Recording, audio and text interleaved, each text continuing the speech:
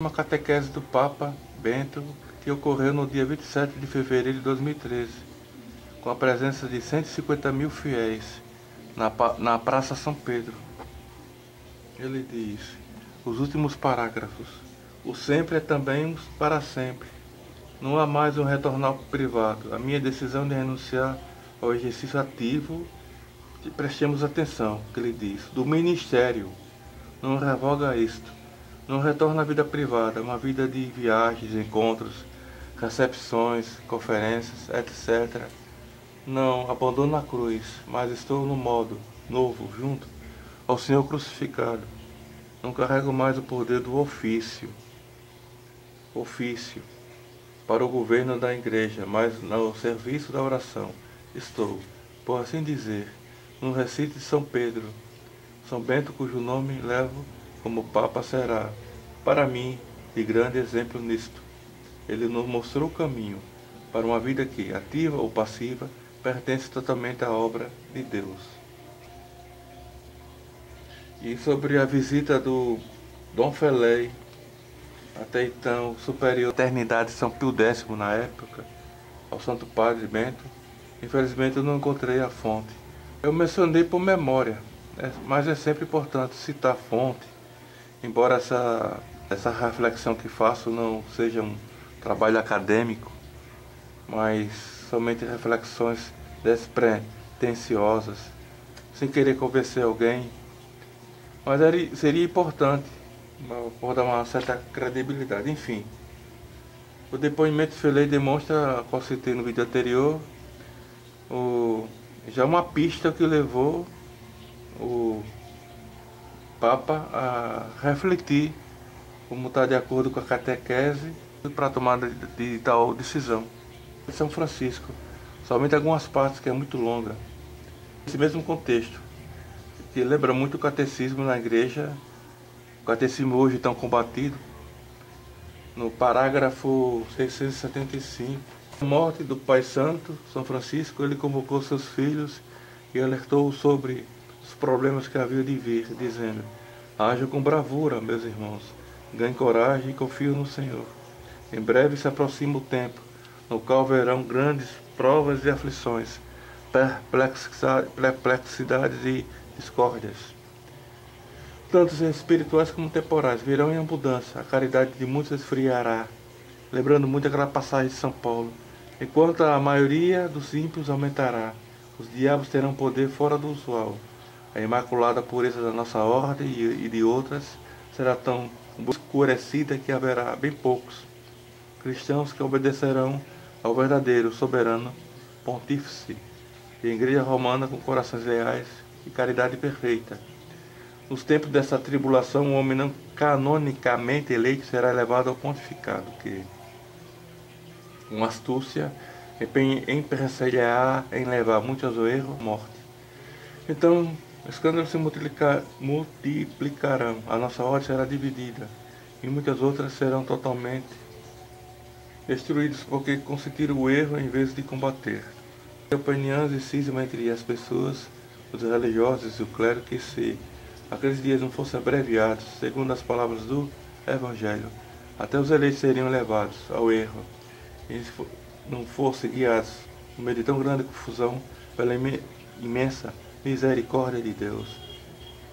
Então a nossa regra e o nosso modo de vida serão violentamente combatidos por alguns e provas terríveis cairão sobre nós. Os que permanecerem fiéis receberão a coroa da vida, mas ai dos que, confiando somente em sua ordem, caírem em mordidão, pois não serão capazes de suportar as tentações permitidas como teste para os eleitos. Os que perseverarem em seu fervor e mantiverem sua virtude com amor e zelo pela verdade, sofrerão injúrias e perseguições, como sendo rebeldes e cismáticos. Eu termino até aqui para dar uma ênfase esse último parágrafo que citei agora, até cismáticos.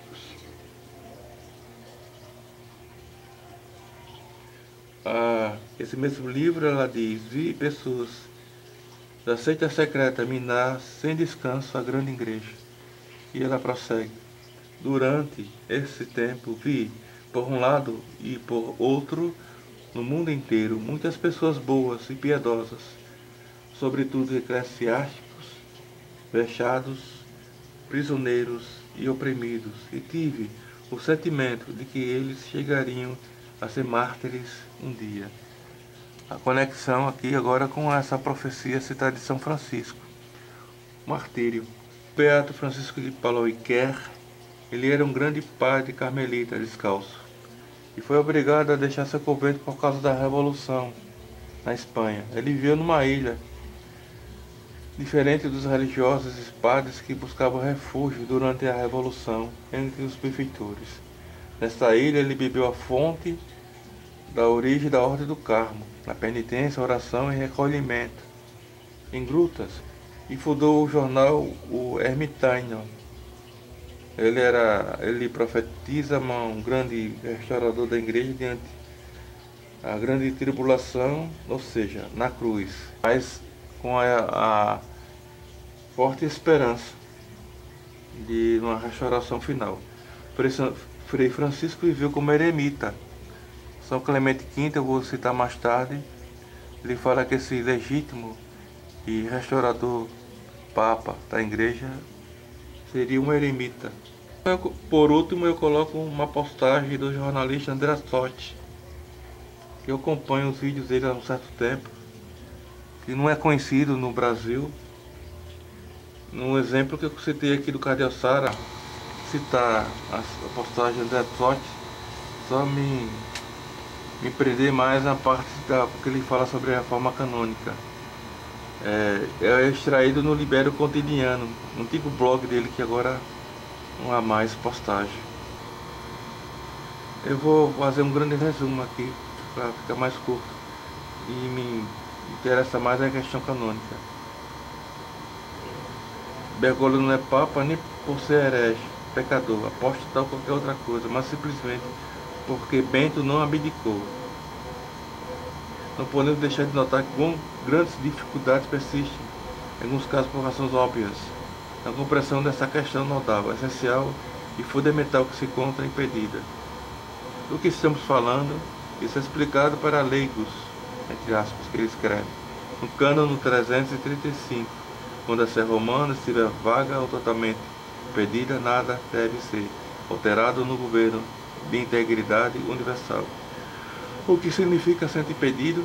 Cânono 412. A pessoa episcopal está impedida de exercer ofício pascual munus na diocese por prisão, confinamento, exílio ou incapacidade, e não poder se comunicar por escrito com sua diocese.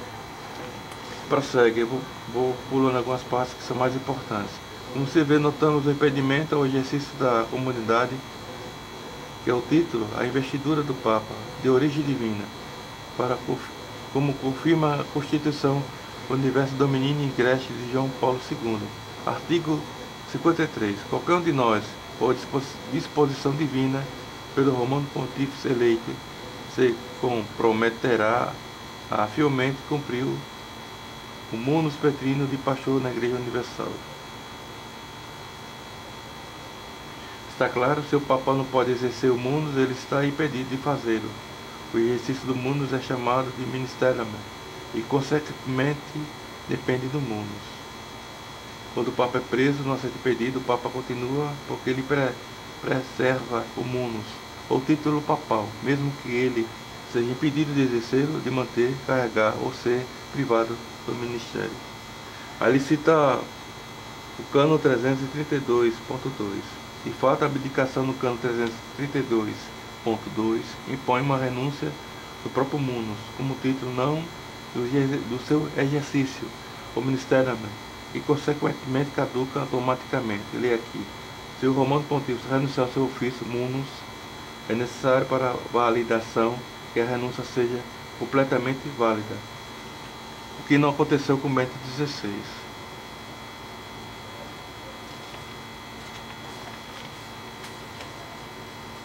Ali cita o arcebispo Grausner, que era secretário. Seu famoso discurso sobre o ministério expandido disse: só existe um Papa legítimo, mas dois sucessores vivos, de São Pedro.